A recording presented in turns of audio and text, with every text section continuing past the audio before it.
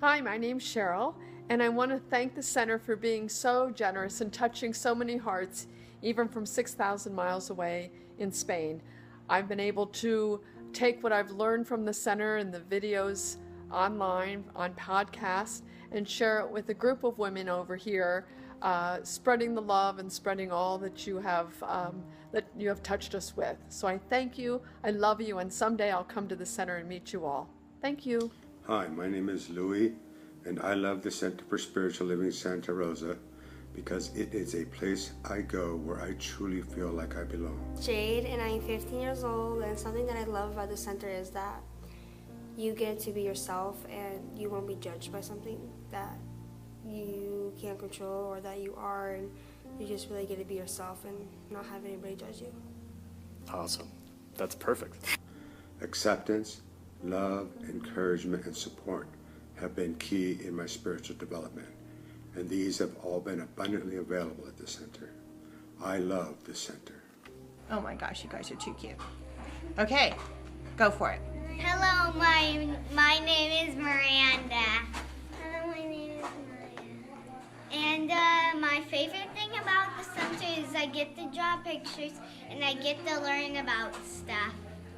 My favorite thing about the center is I get to learn about love and learn about God. You said go. Hi, my name is Miles, and what I like about the center is crafting and the prayer.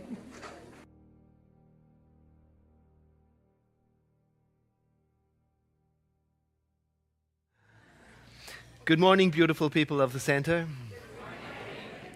I am really enjoying this book, The Power of Personal Storytelling, because there is so much in it that is about the spiritual journey, not so much about becoming a storyteller, although that's in there too. But you can read this as a manual for how to live a spiritual life.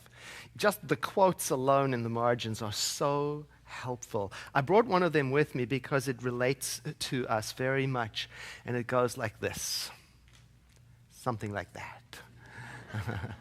The sine qua non, the essential ingredient of storytelling is human mutuality, human connection, and the wish for that. When people lose those things, they lose themselves. Whoa. Human connection and human mutuality in today's world is a little frayed around the edges.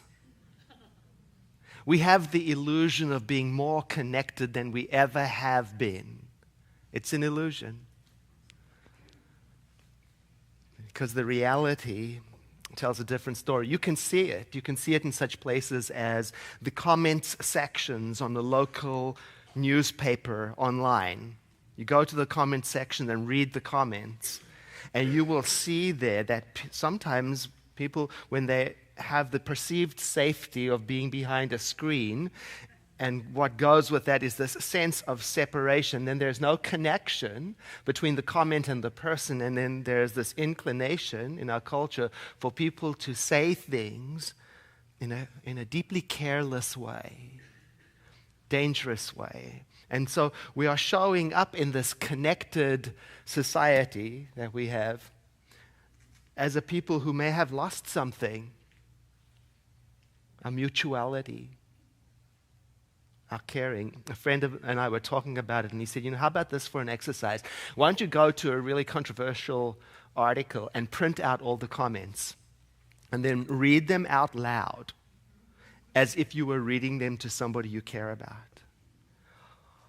I did it. And I imagined I was talking to one of you.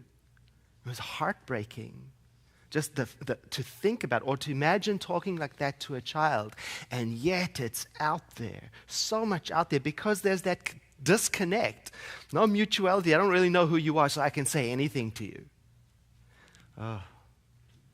Our board of trustees, who meets every single month on our behalf to do the business of this center, not only do they meet monthly for the business, but also a second time every single month, they sit together for an hour and a half in a practice of deep listening to each other. It's called dialogue, but it really is a sharing space in which any person can talk about anything that is on their heart, whether it has to do with business or this or that. And here's what we've discovered, is that when I know what's alive in you, I can't stop loving you. If I know that your heart is broken, or your pet passed away, or that you have conflict with parents, or that you just got a great book deal, or you lost a job, I can't help but experience that mutuality and care and concern. When I start to know your story, I'm going to fall in love with you. I'm going to. And so we have learned from this practice that it's easier for us to do the business of the center in an open-hearted way when we care about each other. We've learned that to witness each other is to deeply understand each other, to listen. Stories, the author tells us in this book, help us to remember. Help us to reconnect to each other and also to those who went before us, to remember who went before us. Because that's one of the things that's easy to forget. Who went before us? There were other people here before us. To forget the contributions that they made so that this is possible, whatever this is. Sometimes people will say to me, "Oh, Edward, we don't know what will happen if you leave." And I ask them, who was the previous minister? Some of them know. Fewer and fewer. If you've been here for 20 plus years, then you know. If they do know, I sometimes say, who was the minister before that? They don't know. And the minister before that? Don't know. Who was the first minister? Don't know. Who was the first council that sat and conceived of this? Don't know. Do you know why we call our chapel the Grinton Chapel? It's a name of an important person in our history. Indeed, if you go to any of our classrooms up in the balcony or in the other places, you'll see each of the room, although we call them for shorthand, room 1, room 2, room 8, they each have a name. The Lorne Grinton Chapel, the Apps room, the Leo room, because these are all the names of the previous pastors. And if you step into the room, you'll see there is a short story about that person's life and contribution, so that we will have that heritage for us. The next time you're in there, step in and look and read. Reverend Marilyn Mooney put it together for us so that we would know that in this history of 60 years that we've traveled, that there were other people here before us that made the way clear. It started 60 years ago in a living room on Clark Street. And a small group of people got together because they had heard about and fell in love with this new idea, this new teaching that says there is a power in the universe greater than you are, and you can use it to bring more aliveness, more connection, more joy into your life. And they thought it to be so important that it was worth sharing. So they sat in the living room, a few of them, and they listened to audio recordings, reel-to-reel recordings of speakers from Southern California, from Los Angeles, until they could gather up enough interest, and a larger group sat together, and then they pooled their resources until they had enough funds to hire a speaker to come up every now and then from Southern California, until eventually they incorporated and were able to become an organization. They were fueled by this vision. I feel this tremendous gratitude to those pioneers.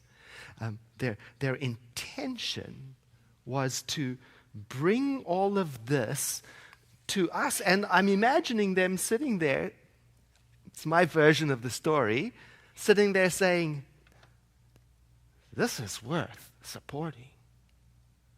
This is good. This is important.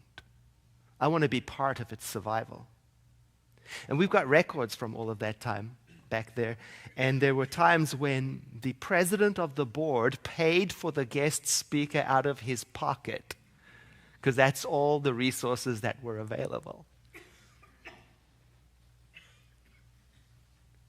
And as they sat there, I'm imagining that they probably couldn't imagine how this would happen. They probably couldn't track all the points that had to rise up for this path to be. They probably couldn't imagine us here. But the energy of their intention, they began with the end in mind to share this philosophy, and that drew them forward and us to them. And here we are the result of the intention of some people who sat together 60 years ago.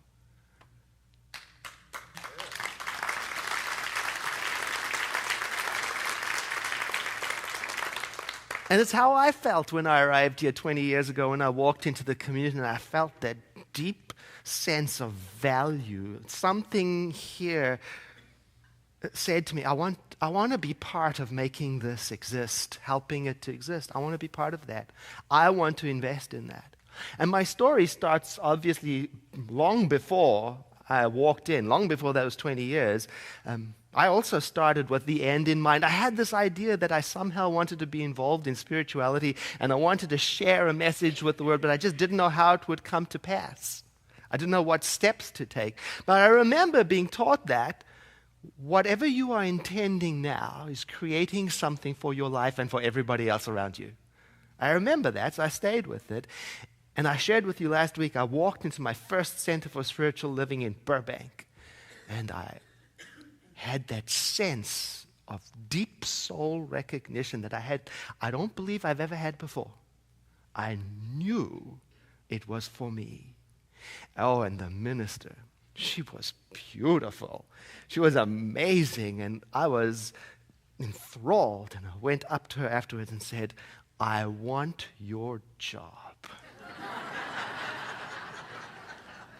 And she said to me, oh, honey, they all do. You see, what was happening was the birth of an intention and the growing, the opening of the energy that would take me on a path that I couldn't map out. I didn't know the steps or where to go, and she helped me. She said, you got to start taking classes. So I did. I started taking classes.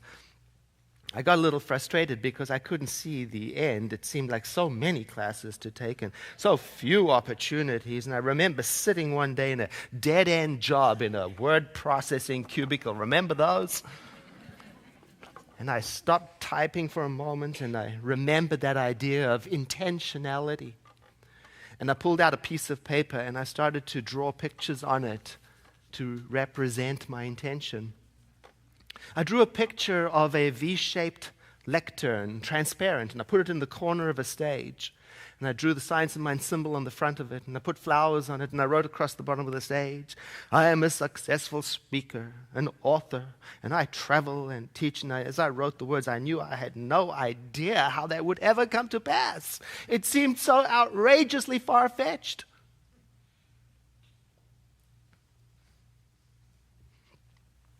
Still not knowing which way to go, I carried on putting myself through school, enrolled in ministerial school. 7 days a week I worked in Hollywood during the day, and then 5 nights a week I went to school, to ministerial school, until finally I graduated a minister and said, now what? It's not like there was a plethora of job opportunities. I wondered what I would do. And it came to pass that in a land far away, Pacific Grove, where our national conference was taking place, I went to attend the conference, and I heard that there was a large center who was looking for a minister. Center somewhere. I didn't know where it was. I didn't even know where Santa Rosa was. Anyway, I didn't really think too much of it because here I was, just graduated. And a friend of mine said, we should go into the open house. And I said, and he literally dragged me into the open house where the Santa Rosa Center for Spiritual Living was, looking and meeting with ministers. It was like a feeding frenzy in there because every minister in the movement wanted the place. It's the jewel. Thought to myself, this is ridiculous. I'll never get a foot in there. But you know what? It might be a good practice for putting your resume together. Why not? What can you lose? So I did. I bought me a suit to get a fancy picture, the only suit I ever had. At the time, I got my picture, put the packet together, and I sent it off to Santa Rosa. I think that was good. That was good practice. I nearly fell off the chair when I got a call from them saying, come up to audition. I went, what? How? Well, here's how. I was actually eliminated in the first round, but somebody accidentally picked up my interview packet and listened to the tape and said, we should hear some more from this person. And so they called me and said, come on up. To candidate, that's the correct word, to candidate. So I said to myself, yeah, no, this is rigged. They've chosen somebody, right? And so they're calling up somebody that's going to be easily eliminated. So that's what I told myself. So I said, well, I'll go up. It's good practice. I'll go up and I'll speak and I'll be gracious about being turned down. It's fine. So I came up with a little bit of attitude.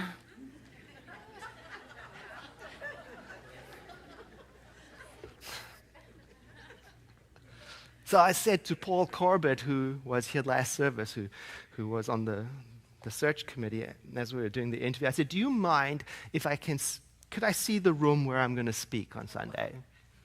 He said, certainly. And he took me into the Luther Burbank Center auditorium, remember? And I nearly fell out of my own shoes, all 1,400 or however many seats there. Because you see, I will tell you a secret. I didn't put this in the application packet. I had never spoken to a group of more than 8 people.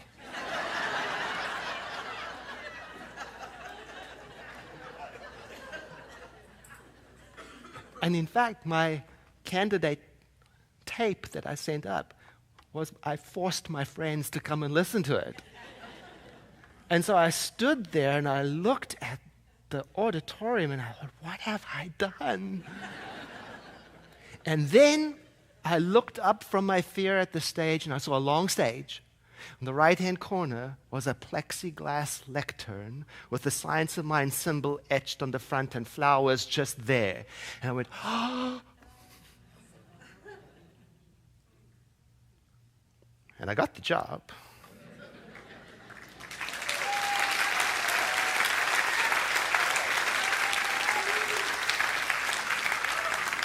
But you see, now I'm thinking, maybe the job got me. Right? 60 years ago. Well, anyway, I started working. I loved the place right away, but I knew something was going to have to change because we were struggling, financially struggling. So a couple of years into it, we hired some consultants to have a look at our whole giving program, and they told us some great stories about the giving culture of our time. It was very valuable. They told us something that was an eye-opener and said, you know what the number one reason is why people don't give? They said it's because no one asked. Right? What an eye-opener. And then the consultants invited us on the leadership team, the board of trustees, to set the standard. And they warned us not to ask the people to do anything that we weren't willing to do ourselves. And I took that to heart. I really did. And I immediately began the shift to make the Center for Spiritual Living my primary recipient for my charitable giving. Because I was going to speak to the people. I was going to invite the people to let the center matter to them. And so I had to show that it mattered to me in my thoughts and in my actions. And it was very scary that first year to get up and ask something that had never been asked before, because I was going to get up and I was going to ask people to disclose what they intended to give the next calendar year to the center. Never been done before. But you know what? The community took it rather well. So I was sharing my anxiety with a friend because I was so nervous about it. And he said, I don't know why you're so nervous about it, because look, I'm giving already, so it's not like you're asking me to do something I'm not already doing. You just want me to write it down on a piece of paper. And so I took that in and I realized that fewer people had a problem with being asked than I had with asking. I had the block with asking. Because in my mind, asking was the same as weakness. I just wanted you to intuitively, psychically know. You know that. You know how well that works. So I had to heal that. I had to learn to ask in a clean, mischief-free, superstitious-free, transparent and frank way, while I trusted people to receive the question at their own level.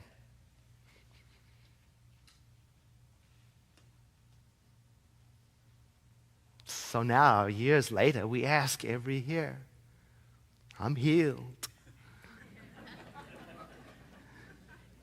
Actually, I'd like to give you an update on where we are. We began asking last week. We have received to date 290 giving intention forms, and that's about 33% of the way.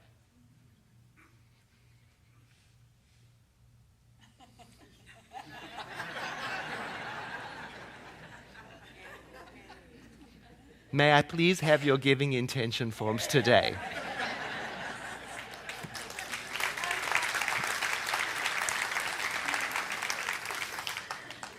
You know, and so interesting, some people are pledging more than they did this year. Some people are pledging less. Some are brand new.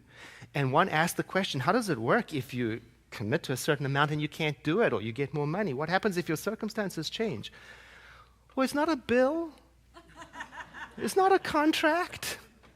You just call and say, hey, I won the lotto. Next week I'm giving you $1 million. We're okay. Or if your circumstances change, you just call the office. We handle it so beautifully and so graciously. And you know another thing the consultants reminded us of? Is we knew it, but it was so good to hear it from a corporate consultant. They talked to us about the importance of gratitude, how that is the glue that holds everything together. Almost every day, every week, in our offices, we receive a note of gratitude, in particular from the nonprofit organizations we support. So I brought some of them with you from this current year's nonprofit organizations. From CASA, court-appointed special advocates. Thank you. We are doing such great things for the kids with these funds. It's to you. Bal Ashram, thank you for your support. Your donations are very much appreciated. You touch thousands of lives every week. Thank you. It's to you. Wilmar Family Grief and Healing Center, we are grateful for your support of grieving children and their families. Such a generous community.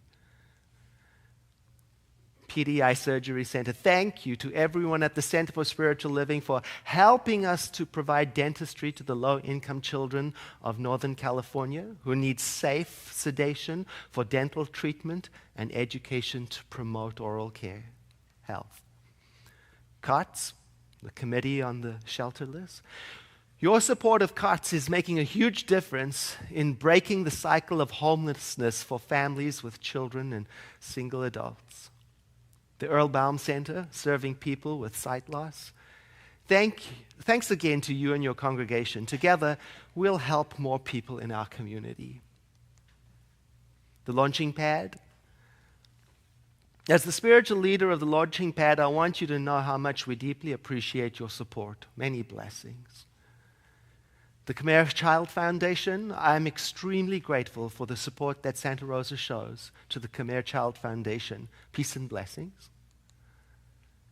Sonoma County Children's Village, thank you for your ongoing support to the Children's Village of Sonoma County. Russian River Empowerment Center, thank you for your generous donations to support our programs and services to at-risk and vulnerable youth and seniors in Sonoma County. Positive Images, We can't thank you enough for your contributions that make it possible for us to serve young people in our community. Food for thought. Thank you. With your help, we are providing not only food for people with HIV/AIDS, but also a nurturing and safe place for them. The essential quality of storytelling is human mutuality, human connection, and the wish for that. And when people lose those things, they lose themselves. Last week I told a story about how when we were struggling financially, we couldn't support any nonprofit organizations. We didn't have that. And how we took 0.5% from our offering and contributed it to our home office to keep the door open. And somebody misheard that. She thought I said that we took half of the offering. And she said, it just did not make any sense to my accountant mind. And I'm so glad she came and talked to me because, that clarity and that opportunity to clear up things is so valuable, because one of the things we have to strip away from the giving practice is nonsense, superstition, not just giving on faith. No, the giving practice it must make sense to me. Do you know what's another thing that must be stripped away from our giving practice? Shame. Oh, shame is the ability to block many people from participating in one of the most natural, soulful, beautiful practices that has, in my opinion, the ability to heal the whole world. Sharing. I may have told you this before. I grew up in a very, very poor family, in a very, very poor neighborhood. But I had no idea how poor we were until I got older and the other children at school could educate me. I had to learn. Because at home, when we shared, no matter how little it was that we shared, we loved the fact that we could share. It was the activity of the sharing where our focus was. We loved that. My grandmother and my mother taught me that the joy was in the activity, not in the item, or the amount, or the content. You see, when we were poor growing up and we didn't know it, then we didn't know any better. So we didn't know how to be embarrassed or ashamed of our lack.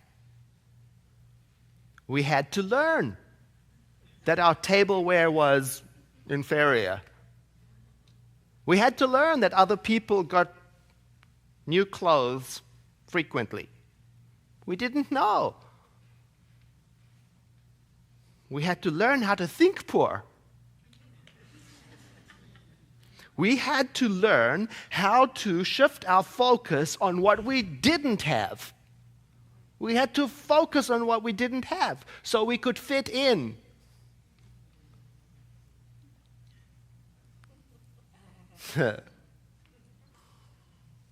No. Sometimes at the center, I run into people who will say to me, I don't have a lot right now, but I put $1 into the basket when it comes right. And I say, thank you. And is your joy in that gift?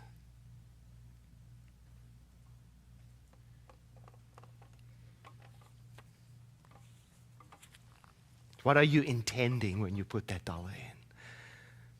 What's the atmosphere of your emotion? Oh. Think about it this way. I ask them, do you take that $1 and do you put it in an envelope and put your name on it? Because your name, your signature, it is you. It stands for you. That's why we sign contracts. It represents your being and your intentionality and your commitment. Do you stand for this gift? Do you take ownership of that $1? Is your joy in it? See, I was taught at the Center for Spiritual Living, never think of yourself as someone who has nothing to contribute. Bring your joy to the table. In India, I was remembering, it's customary when you visit the temple to never arrive empty-handed. You always bring a gift. So people give at the level that is appropriate to them. Wealthy people bring money. Those people perhaps who are working in the fields, they come with a flower or some produce or something that they've made. But they come with the sense of their joy for contribution. I'm thinking about that. Your intentionality and what is it setting in motion. I'm imagining us. Imagine if you're somebody who has absolutely nothing financially to share right now. I can imagine the scene before you come to service. To get out a piece of paper and write on it a prayer for your center, a blessing for your center, and to fold it up and put it in an envelope. And with that, you're bringing your innocent joy to the table. You're participating from your innocent joy. That is worth gold.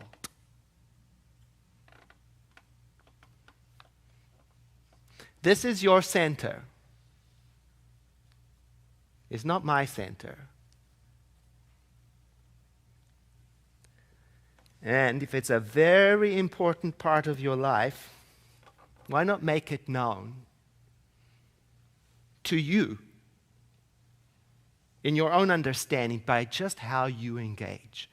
You see, your intention is creating something for someone 60 years from now. We can't imagine who they will be, or what they will be facing, or where they will be meeting, or whether or not they will remember us. But for now, we can bring to the table the joy of the vision of sharing what we have benefited from so that they may also.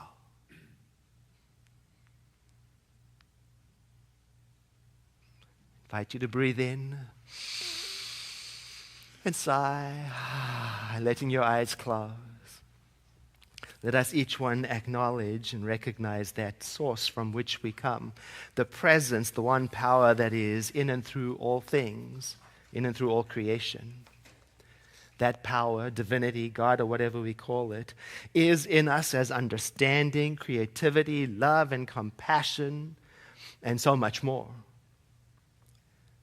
And we draw upon it today so that it may re-enliven our bodies, our love, our connections, our compassion, so that we may deeply drink in the true blessing of this thing called life.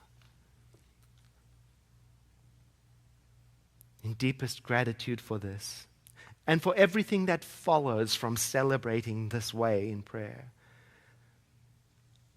I give thanks,